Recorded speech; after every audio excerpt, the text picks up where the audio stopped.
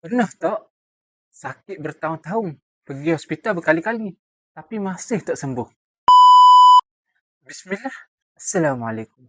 Kadang-kadang ada orang sakit bertahun-tahun, pergi hospital, jumpa doktor, makan ubat, tapi masih tidak sembuh.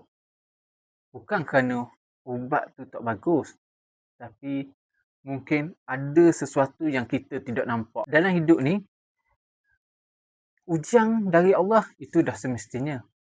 Penyakit biasa yang kita bimbang, penyakit itu daripada gangguan yang kita tak nampak. Sebab itu, kita diajar untuk ikhtiar dengan ilmu.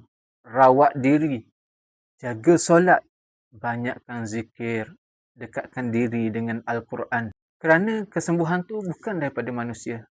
Kesembuhan tu tetap milik Allah Subhanahu Wa Taala.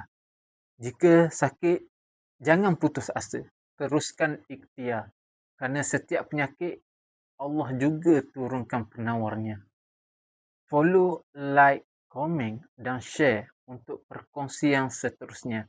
Ikhtiar dengan ilmu, sembuh dengan izin Allah.